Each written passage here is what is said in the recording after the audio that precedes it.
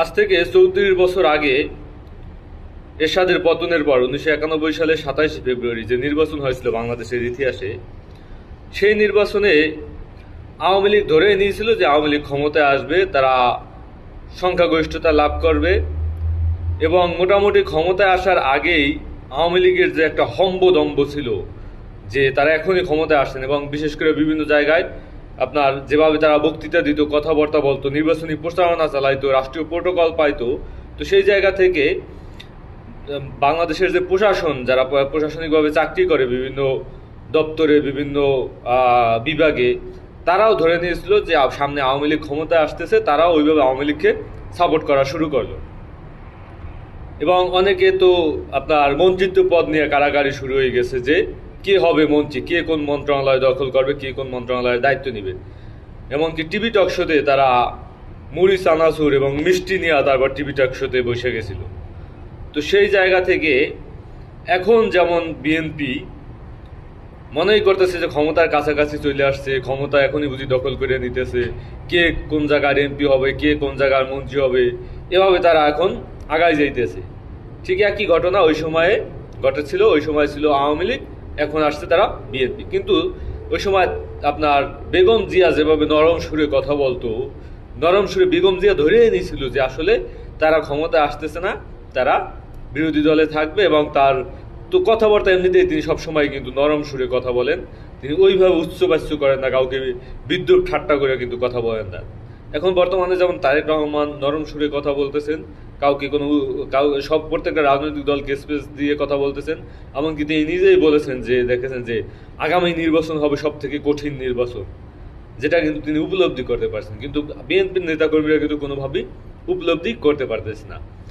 এ জায়গায় আপনার সেই নির্বাচনের যে ফলাফল ১৯৯১ সালে ২৭ ফেব্রুয়ারি নির্বাচনের ফলাফল যখন আসতে শুরু করলো, মানে আওয়ামী লীগ জাস্ট হতাশ যে এগুলো কি হইতেছে। আর অন্য জায়গায় বিএনপি একাই ১৪০টি আসন পায়।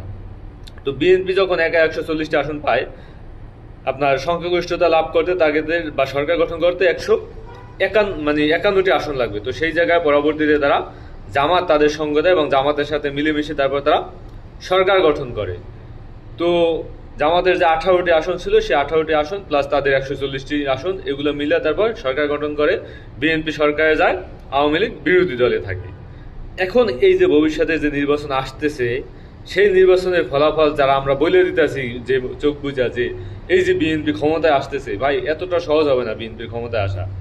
আপনি তার মানে জামাতের যে নির্বাচনী প্রচারণা বা জামাতের কৌশলগুলো যদি দেখেন, আজ থেকে ৩৪ বছর আগে এরশাদের পতনের পর ১৯৯১ সালের ২৭ ফেব্রুয়ারি যে নির্বাচন হয়েছিল বাংলাদেশের ইতিহাসে, সেই নির্বাচনে আওয়ামী লীগ ধরে নিয়েছিল যে আওয়ামী লীগ ক্ষমতায় আসবে, তারা সংখ্যাগরিষ্ঠতা লাভ করবে এবং মোটামুটি ক্ষমতায় আসার আগেই আওয়ামী লীগের যে একটা হম্বদম্ব ছিল যে তারা এখনই ক্ষমতায় আসছেন এবং বিশেষ করে বিভিন্ন জায়গায় আপনার যেভাবে তারা বক্তৃতা দিত, কথাবার্তা বলতো, নির্বাচনী প্রচারণা চালাইতো, রাষ্ট্রীয় প্রোটোকল পাইতো, তো সেই জায়গা থেকে বাংলাদেশের যে প্রশাসন, যারা প্রশাসনিকভাবে চাকরি করে বিভিন্ন দপ্তরে, বিভিন্ন বিভাগে, তারাও ধরে নিয়েছিল যে সামনে আওয়ামী লীগ ক্ষমতায় আসতেছে, তারাও ওইভাবে আওয়ামী লীগকে সাপোর্ট করা শুরু করলো এবং অনেকে তো আপনার মন্ত্রিত্ব পদ নিয়ে কারাকারি শুরু হয়ে গেছে যে কে হবে মন্ত্রী, কে কোন মন্ত্রণালয় দখল করবে, কে কোন মন্ত্রণালয়ের দায়িত্ব নেবে।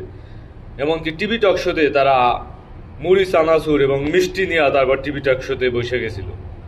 তো সেই জায়গা থেকে এখন যেমন বিএনপি মনেই করতেছে যে ক্ষমতার কাছাকাছি চলে আসছে, ক্ষমতা এখনই বুঝি দখল করে নিতেছে, কে কোন জায়গার এমপি হবে, কে কোন জায়গার মন্ত্রী হবে, এভাবে তারা এখন আগায় যাইতেছে। ঠিক একই ঘটনা ওই সময়ে ঘটেছিল। ওই সময় ছিল আওয়ামী লীগ, এখন আসছে তারা বিএনপি। কিন্তু ওই সময় আপনার বেগম জিয়া যেভাবে নরম সুরে কথা বলতো, নরম সুরে বেগম জিয়া ধরেই নিয়েছিল যে আসলে তারা ক্ষমতায় আসতেছে না, তারা বিরোধী দলে থাকবে এবং তার তো কথাবার্তা এমনিতেই তিনি সবসময় কিন্তু নরম সুরে কথা বলেন, তিনি ওইভাবে উচ্চবাচ্য করেন না, কাউকে বিদ্রুপ ঠাট্টা করে কিন্তু কথা বলেন না। এখন বর্তমানে যেমন তারেক রহমান নরম সুরে কথা বলতেছেন, কাউকে সব প্রত্যেকটা রাজনৈতিক দলকে স্পেস দিয়ে কথা বলতেছেন, এমনকি তিনি নিজেই বলেছেন যে দেখেছেন যে আগামী নির্বাচন হবে সব থেকে কঠিন নির্বাচন, যেটা কিন্তু তিনি উপলব্ধি করতে পারছেন, কিন্তু বিএনপির নেতাকর্মীরা কিন্তু কোনোভাবেই উপলব্ধি করতে পারতেছে না। এ জায়গায় আপনার সেই নির্বাচনের যে ফলাফল 1991 সালে 27শে ফেব্রুয়ারি নির্বাচনের ফলাফল যখন আসতে শুরু করলো, মানে আওয়ামী লীগ জাস্ট হতাশ যে এগুলো কি হইতেছে। আর অন্য জায়গায় বিএনপি একাই 140টি আসন পায়। তো বিএনপি যখন একাই 140টি আসন পায়, আপনার সংখ্যাগরিষ্ঠতা লাভ করতে তাদের বা সরকার গঠন করতে 51টি আসন লাগবে। তো সেই জায়গায় পরবর্তীতে তারা জামাত তাদের সঙ্গ দেয় এবং জামাতের সাথে মিলেমিশে তারপর তারা সরকার গঠন করে। তো জামাতের যে 18টি আসন ছিল, সেই 18টি আসন প্লাস তাদের 140টি আসন, এগুলো মিলে তারপর সরকার গঠন করে। বিএনপি সরকারে যায়, আওয়ামী লীগ বিরোধী দলে থাকে।